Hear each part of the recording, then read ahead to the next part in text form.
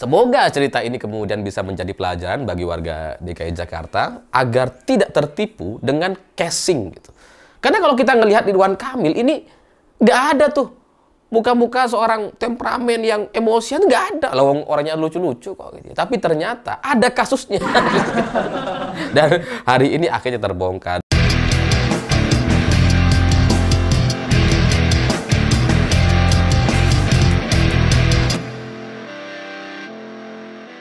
Selamat malam semuanya. Setelah debat Pilgub DKI Jakarta kemarin, ternyata hari ini yang ramai sekali dibicarakan di berbagai platform sosial media adalah soal isu Ridwan Kamil yang menampar supir angkot bernama Taufik Hidayat. Ya saya mengerti gitu ya, kalau kalian baru pertama kali dengar soal isu ini atau kasus ini, pasti kalian agak-agak kurang percaya gitu ya. Karena masa sih gitu ya ada supir angkot namanya Taufik Hidayat? Keren banget gitu kan. Dan mungkin sebagian kita juga kurang percaya dengan kasus ini karena Ridwan Kamil kan ya nggak temperamen gitu. Ridwan Kamil kan kalau kita lihat dari rekam jejaknya, dari wajahnya, dari apa yang dia tampilkan di sosial media, di Instagram dan sebagainya, dia bukan orang yang suka nampar gitu kan. Gak adalah rekam jejak Ridwan Kamil yang suka mukul-mukul dan sebagainya gitu ya. Jadi ya kita jadi kurang percaya gitu. Ridwan Kamil ini adalah seorang sosok yang kayaknya gitu ya, kalau dia digigit nyamuk sekalipun itu kayaknya nggak dipukul gitu, tapi ditiup. Jadi masa nampar supir angkot sih gitu ya. Nah tapi karena isu ini sudah beredar di mana-mana dan nampaknya para ahokers di seluruh Indonesia ini kompak untuk memposting soal kasus Ridwan Kamil menampar supir angkot gitu ya. Akhirnya saya coba telusuri dan ternyata memang benar adanya dan bahkan ada videonya. Nah, untuk lebih jelasnya sebelum saya lanjut membahas soal kasus ini, silahkan simak dulu video berikut ini. Sebelumnya, Taufik Hidayat laporkan Ridwan Kamil ke Polda Jabar atas tuduhan tindakan tidak menyenangkan. Menurut pengakuan pelapor, Ridwan Kamil menegurnya secara kasar, memaki dan bahkan memukul.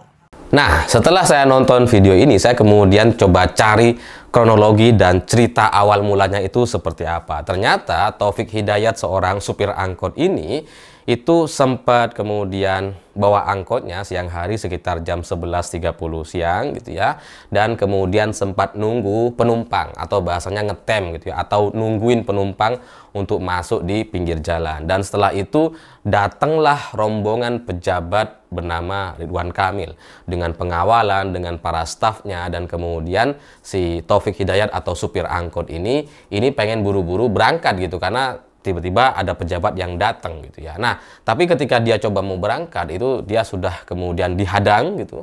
Terus kemudian kuncinya diambil dan surat-suratnya diambil sampai kemudian Ridwan Kamil mendatanginya dan kemudian membentak si Taufik Hidayat supir angkot ini gitu. Jadi Ridwan Kamil ketika pertama kali muncul dan bertemu dengan supir angkot langsung bertanya, "Kamu orang mana?" gitu ya. Tentu saja pakai bahasa Sunda. Saya nggak bisa menirukannya gitu kan. Nah ini setelah dia ditanya seperti itu dan kemudian sang supir atau Taufik Hidayat ini menjawab, setelah itu Ridwan Kamil menuduh bahwa supir angkot ini sudah banyak sekali melakukan pelanggaran. Dan setelah itu Taufik Hidayat kemudian ditampar di pipinya itu sampai 3 kali, atau ada di keterangan yang lain ternyata katanya ditampar sekali di pipi terus kemudian dipukul di perutnya 2 kali. Dan ini disaksikan oleh pedagang asongan, sopir angkot yang lain, dan termasuk juga Satpol PP yang berada di lapangan atau mendampingi Ridwan Kamil waktu itu. Nah, karena dia mendapatkan perlakuan seperti ini, si Taufik Hidayat supir angkot ini, dia kemudian bercerita kepada temannya karena juga disaksikan oleh banyak orang di tengah kota waktu itu dan banyak orang tahu gitu ya. Akhirnya dia bersama temannya itu coba konsultasi kepada Polrestabes setempat gitu ya, Polrestabes terdekat gitu, untuk cerita bahwa dirinya ini diperlakukan semena-mena atau ditampar dan dipukul sama Ridwan Kamil. Nah, dari Polrestabes ini setelah konsultasi akhirnya kemudian Taufik Hidayat ini mantap untuk melakukan visum kepada pipinya dan kemudian dadanya. Dan setelah visum ini dilakukan, maka setelah itu Taufik Hidayat kemudian melapor kepada Polda Metro Jawa Barat. Nah, setelah ini kemudian dilaporkan, ini menjadi isu gitu ya. Ridwan Kamil juga sebelumnya sempat membantah gitu. Oh enggak, saya nggak mukul, saya nggak nampar. Ada juga video klarifikasinya, tapi setelah saya coba cari-cari itu sulit ditemukan gitu ya. Tapi di pemberitaannya itu ada banyak lengkap sekali pernyataan Ridwan Kamil yang pada intinya membantah bahwa dia ini tidak menampar. Ridwan Kamil ini nggak nampar gitu. Dia cuma nyentuh atau menunjuk pipinya ini, nunjuk pipi 2 kali, gitu, 3 kali. Terus nunjuk dada gitu, nunjuk aja, bukan nampar atau mukul gitu. Jadi setelah isu ini jadi membesar karena dilaporkan kepada Polda Metro Jawa Barat gitu ya, Ridwan Kamil akhirnya muncul memberikan klarifikasi bahwa dirinya tidak menampar. Dan setelah itu ya banyak yang belain Ridwan Kamil ya, karena Ridwan Kamil kan followersnya banyak gitu ya. Dan supir angkot ini ya siapa dia gitu ya. Ya tapi bagi saya pribadi, kalau kita kemudian diberikan pilihan untuk percaya kepada cerita versi Ridwan Kamil atau kepada cerita versi supir angkot bernama Taufik Hidayat ini gitu ya, saya terus terang lebih percaya kepada cerita versi Taufik Hidayat. Karena gini, kalau kita coba menyelami gitu ya, coba kita menjadi seorang supir angkot di tengah kota yang sedang berhadapan dengan pejabat daerah waktu itu, maka otomatis seorang supir angkot dalam kacamata dan sudut pandang seorang supir angkot, mereka tidak akan pernah berani melawan pejabat daerah. Nggak akan gitu. Jadi ya mereka diperlakukan dengan cara apapun, mereka nggak akan berani ngelawan. Biasanya gitu ya. Dan kemudian kalau dia hanya ditunjuk-tunjuk seperti ini, disentuh pipinya dan kemudian disentuh dadanya, mana berani seorang supir angkot kemudian lapor ke polisi? Nggak akan berani. Nggak akan gitu. Karena benar sekalipun dia cuma ditunjuk-tunjuk seperti ini gitu ya. Kalau dia benar cuma ditunjuk-tunjuk, ya ngapain dia lapor gitu. Jadi ketika hari ini kemudian saya membaca ada 2 versi cerita terkait kasus penamparan ini, di mana Ridwan Kamil bilang cuma nunjuk-nunjuk tidak menampar, dan supir angkotnya mengaku kalau dia ini ditampar sampai 3 kali. Bagi saya pribadi, saya percaya kepada cerita supir angkotnya. Karena seorang supir angkot gitu ya, nggak akan berani macam-macam kepada pejabat. Nggak akan berani kemudian menuduh pejabat tertentu, pejabat daerah gitu ya, menampar dirinya kalau itu tidak kejadian. Supir angkot nggak akan berani nuduh lah. Kalau dia nggak mengalami itu, dia nggak akan berani gitu. Tapi karena dia mengalami, karena saksinya banyak, disaksikan oleh banyak orang, Satpol PP juga menjadi saksi atas penamparan tersebut, makanya dia berani untuk lapor gitu. Jadi ketika dia coba konsultasi kepada Polrestabes setempat, itu kan menunjukkan keraguan. Dia masih nggak tahu apa-apa soal masalah hukum. Tapi setelah kemudian konsultasi, akhirnya dia mantap untuk melaporkan kepada Polda Metro. Jadi ya terserah gitu ya, itu pendapat saya, itu opini saya. Tapi kalau kita melihat dari kasus ini, memang sudah kelihatan sekali gitu ya.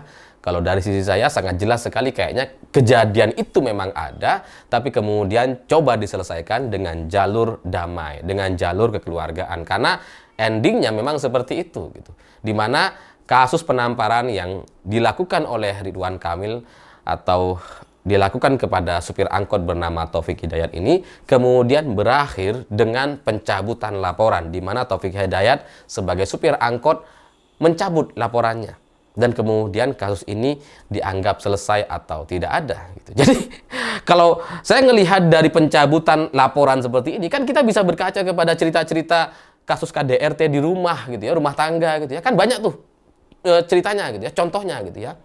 Siapa seperti kemarin yang terakhir itu, yang dibanting itu, Lesti misalkan gitu ya. Ya sampai ada lagunya gitu ya. Abang banting dedek. Sampai ada lagunya tuh. Nah, di kasus itu yang melaporkan kan yang ditampar gitu ya, yang dipukul. Lalu kemudian pihak korban atau yang dipukul ini mencabut laporannya dan kasusnya selesai gitu kan.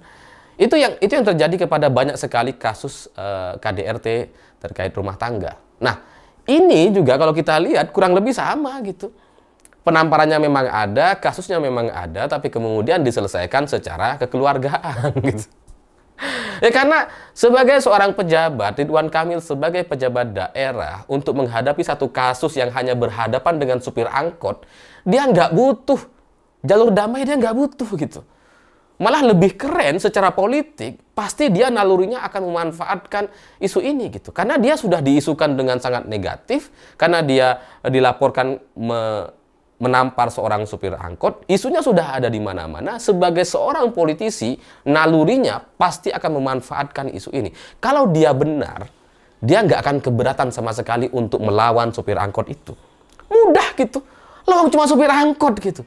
Apalagi dia posisinya benar gitu. Ya tinggal diproses aja. Tinggal di pengadilan, dibuktikan, dan kemudian dia tidak bersalah. Akhirnya gitu ya, kalau memang dia nggak bersalah dan nggak memukul, dan tidak terbukti gitu melewati visum dan saksi, ya maka setelah itu panggung politiknya akan jadi lebih besar dan dia akan mendapatkan simpati masyarakat. Karena dia dituduh dan kemudian tuduhannya tidak terbukti. Itu keren sekali gitu. Dan sebagai politisi, Ridwan Kamil pasti akan menempuh jalur itu. Tapi ternyata itu kan tidak diambil. Yang diambil adalah jalur kekeluargaan atau damai dengan pencabutan laporan. Jadi kayaknya itu emang terjadi gitu. Karena ya ujungnya itu kemudian damai. Ya tapi memang ini adalah kasus yang lama gitu ya.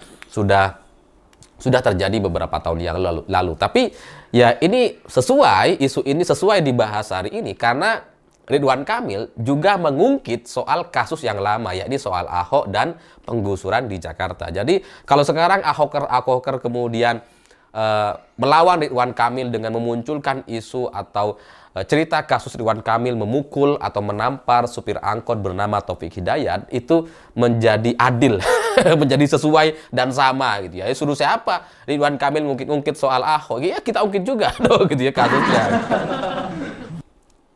Jadi ya semoga cerita ini kemudian bisa menjadi pelajaran bagi warga DKI Jakarta agar tidak tertipu dengan casing gitu. Karena kalau kita ngelihat Ridwan Kamil ini nggak ada tuh muka-muka seorang temperamen yang emosian, nggak ada. Loh, orangnya lucu-lucu kok gitu. Tapi ternyata ada kasusnya.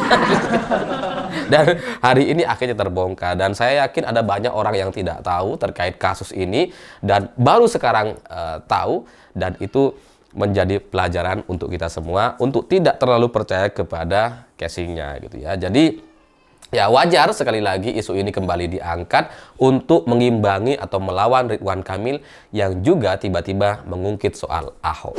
Saya pikir itu. Terima kasih sudah menonton. Begitulah kura-kura.